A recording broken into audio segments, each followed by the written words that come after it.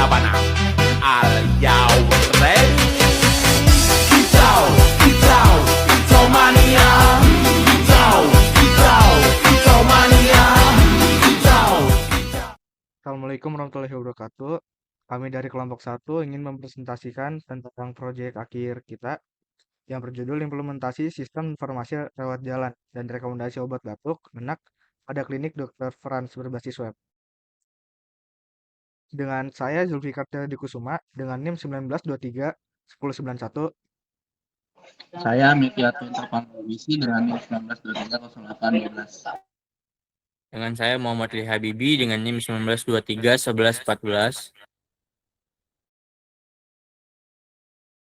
Di latar belakang, Klinik Dr. Franz masih menghadapi beberapa kendala dalam pengelolaan data pasien, pemeriksaan, dan pemberian obat. Proses pencatatan yang dilakukan secara manual berpotensi menyebabkan kesalahan pencatatan, kehilangan data, serta membutuhkan waktu yang lebih lama dalam pencarian informasi pasien.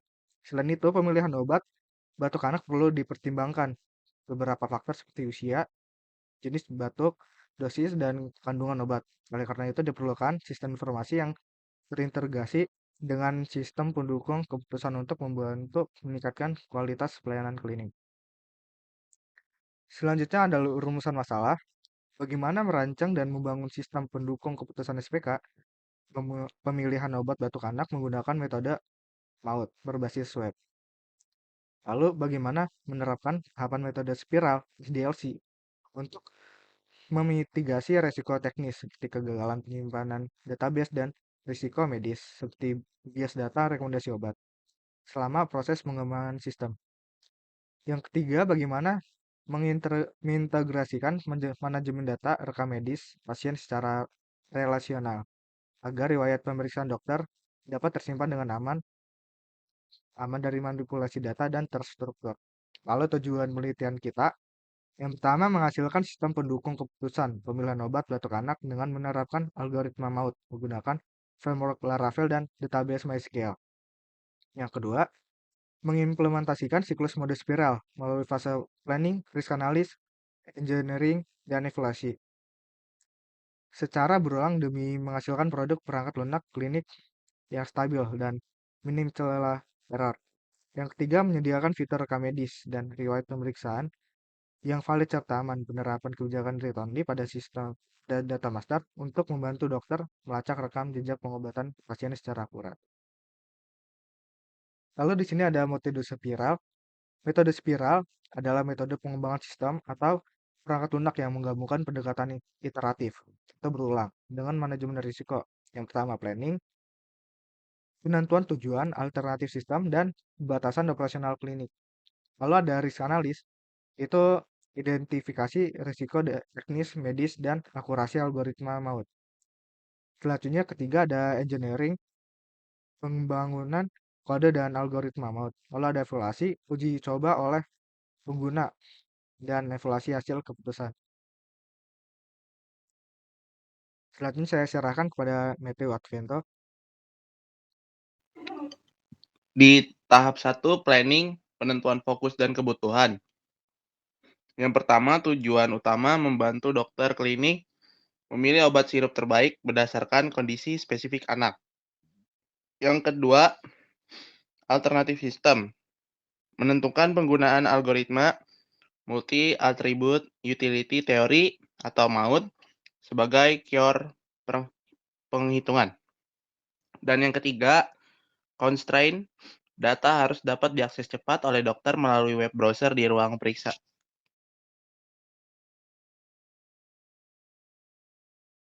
Yang kedua, ada tahap risk analysis, mitigasi risiko data.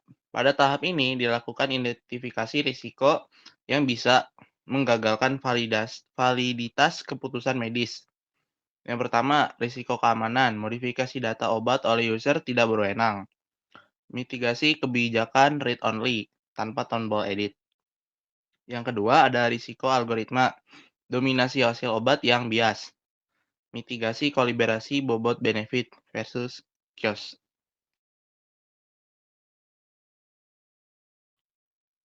Dan yang ketiga, ada tahap engineering, implementasi MAUT dan database. Proses pembangunan teknis sistem yang mencakup. Yang pertama, coding implementasi PHP atau Laravel untuk pengolahan data. Yang kedua, database, perancangan tabel relasional untuk menyimpan riwayat periksa dokter. Pada tahap keempat, ada evaluasi, uji coba atau perbaikan bug.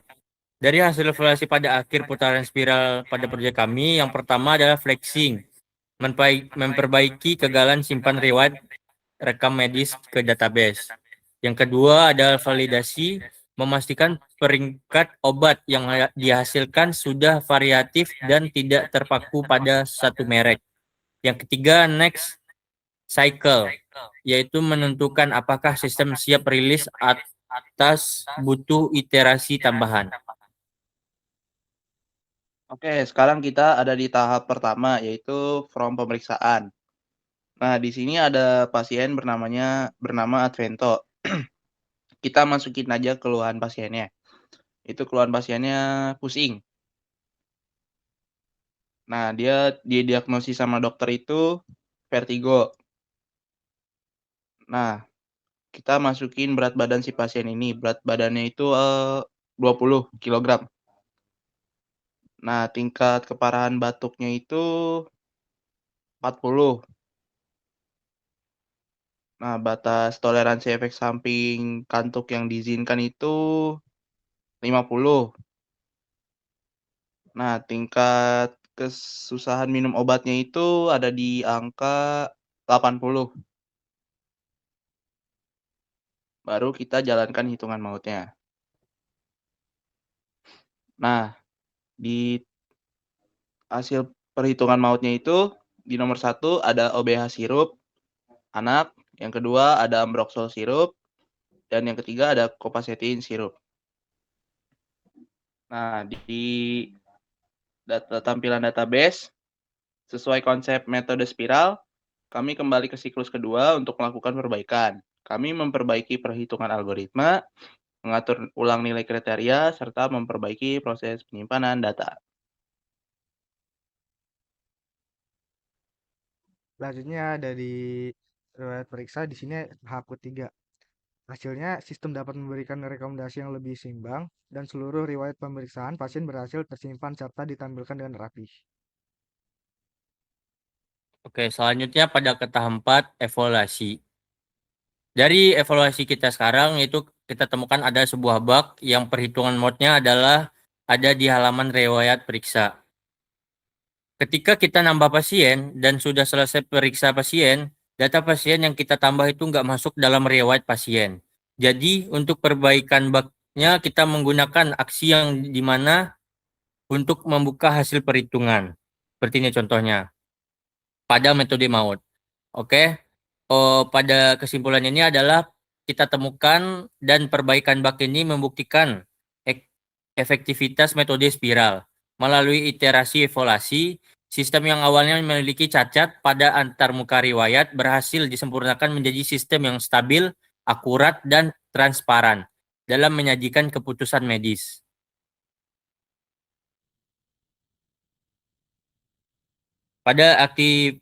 Sekarang kita ada di activity diagram. Activity diagram adalah salah satu diagram UML yang berfungsi untuk memodelkan alur kerja workflow, proses bisnis, atau urutan aktivitas di dalam sebuah sistem dari sampai awal sampai akhir. Oke, di activity diagram itu menggambarkan alur pelayanan pasien di klinik Dr. Franz. Melalui dari pendaftaran hingga pasien menerima obat, proses diawali ketika pasien melakukan pendaftaran, kemudian admin mengelola data pendaftaran dan data pasien yang masuk ke dalam sistem. Setelah data pasien berhasil dicatat, admin membuat nomor antrian untuk pasien. Selanjutnya, pasien dapat melihat nomor antrian dan menunggu giliran pemeriksaan. Ketika nomor antrian dipanggil, dokter melakukan pemeriksaan dan menentukan diagnosis berdasarkan kondisi pasien. Setelah diagnosis ditetapkan, dokter memberikan resep obat yang sesuai kepada pasien. Resep yang diberikan dokter kemudian diteruskan kepada admin farmasi atau apoteker untuk diproses. Admin farmasi melihat resep, menyiapkan obat sesuai resep dokter, dan menyerahkan obat kepada pasien. Dengan demikian, seluruh proses pelayanan mulai dari pendaftaran, pemeriksaan, hingga pemberian obat dapat berjalan secara terstruktur dan terintegrasi dalam sistem klinik. Selanjutnya di sini Dari manfaat sistem. manfaat sistem.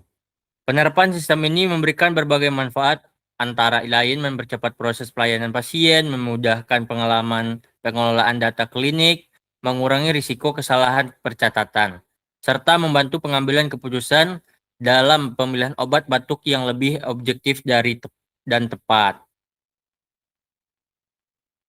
Selanjutnya kesimpulan. Berdasarkan hasil penelitian, sistem informasi klinik rawat jalan yang dikembangkan mampu membantu pengelolaan data pasien dan pemeriksaan secara lebih efektif. Penerapan metode MAUT juga dapat memberikan rekomendasi obat batuk anak berdasarkan kriteria yang telah ditentukan sehingga membantu tenaga medis dalam proses pengambilan keputusan. Demikian dari kelompok kami. Jika ada kesalahan kata, mohon maaf dan terima kasih. Wassalamualaikum warahmatullahi wabarakatuh.